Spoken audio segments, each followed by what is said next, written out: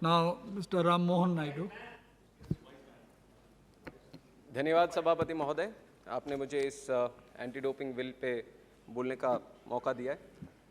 मैं तेलुगु देशम पार्टी से anti doping bill के समर्थन में मैं खड़ा हूँ और मैं धन्यवाद भी देना चाहूँगा मंत्री जी को, जो खेल की व्यवस्था को एक सही दिशा में आगे लेके जाने के लिए एक प्रयास कर रहे हैं। उसके लिए हम सब साथ में रहेंगे और सब समर्थन भी करेंगे। सर, ये बहुत ही महत्वपूर्ण बिल है और बहुत ही आवश्यक है आज लेके आने के लिए। जो स्टैटिस्टिक्स, जो आंकड़े हैं अभी हमारे 2015 से लेके 2017 तक विश्व में तीसरे पोजीशन पे था भारत। उस टाइम पे लगभग 57 पॉजिटिव केसेस थे। उसके बाद अगर देखा जाए तो 2018 में 117 पॉजिटिव केसेस हुए।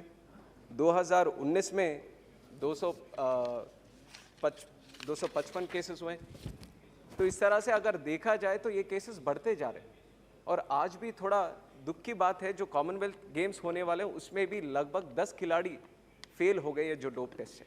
तो बहुत ही आवश्यक है, इसको लेके आने की ज़रूरत तो बहुत ही है।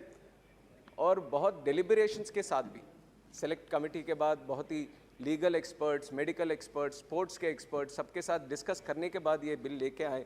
पर उसके बावजूद भी 2-3 ऐसे सुझाव हैं जो मैं आपके ज़रिए मंत्री जी को मैं यहाँ पे रखना चाहता हूँ। सबसे पहले, जो बहुत ही लोगों ने, सदस्यों ने भी मेरे से पहले जो बोल रखे हैं, उन सब ने भी ये बात उठाई है, जो डायरेक्टर जनरल का अपॉइंटमेंट या उसको जो निकालने का तरीका जो है, इसमें जो इन्वॉल्वमेंट है केंद्र सरकार की, वो डेफिनेटली वो कम होनी चाहिए या बिल्कुल होनी ही नहीं चाहिए। This is what the Wada also suggest. जो वर्ल्ड एंटी डोपिंग एजेंसी भी है वो भी यही सजेस्ट करता है कि एक इंडिपेंडेंट ऑर्गेनाइजेशन की तरह इसको चलना चाहिए। उसमें मिनिमम गवर्नेंस इंटरफेरेंस होना चाहिए ताकि वो अपने काम सही तरीके से बिना कोई इन्फ्लुएंस के साथ वो करे।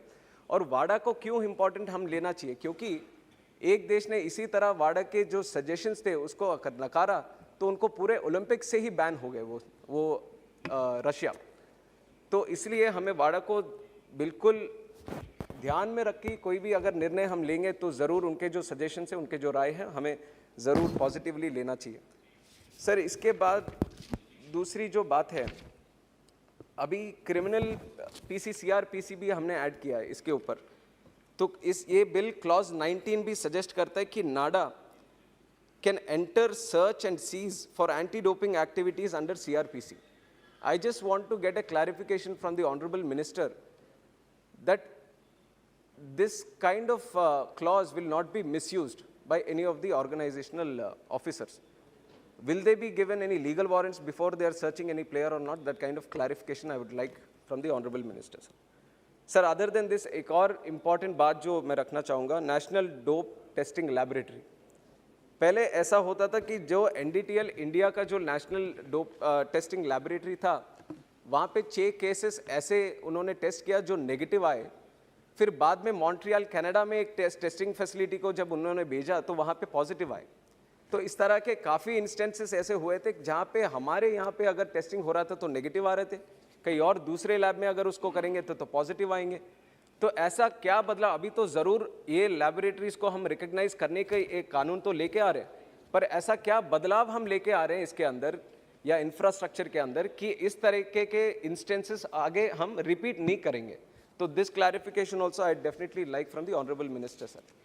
Sir, the third point that I would want to make, इसमें athlete को define किया है, but the only confusion that I have right here is if there is any player, foreign player who is coming from outside the country and competing in an event in India, will he be under the ambit of this law or will he be under their own parent country law?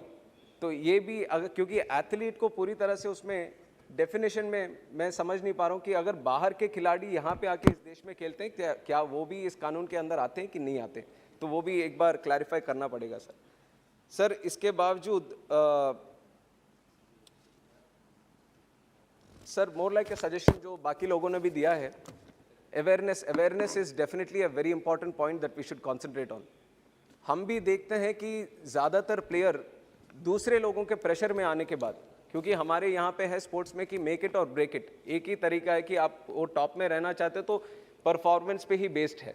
तो उस दबाव में आकर काफ़ी लोग, कुछ लोग अनजाने में जाने में कुछ सजेस्ट करते हैं, तो उसके प्रभाव में आकर वो लोग इस तरीके के डोपिंग सब्सटेंसेस कुछ लोग यूज़ करते हैं परफॉर्मेंस एनहांस करने के लिए, but not with a negative intention.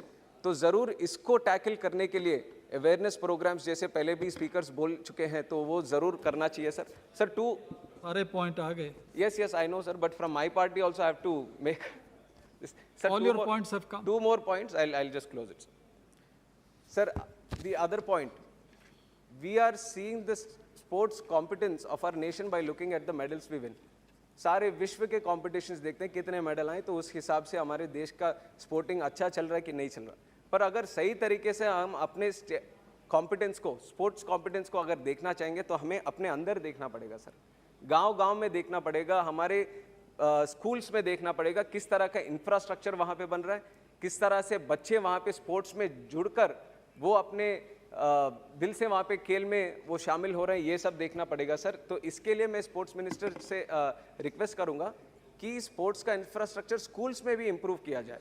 जब वो शुरू करेंगे हम, तो ज़रूर उसके प्रभाव से हम ये इंटरनेशनल लेवल पे वो मेडल्स हम आगे देख पाएंगे सर। तो We have a discussion in under Rule 193. yes, but I don't know if it will come or not, so I'll just make It the is point. being listed every day. It will come. I thought only the reply is pending in that. ठीक। The discussion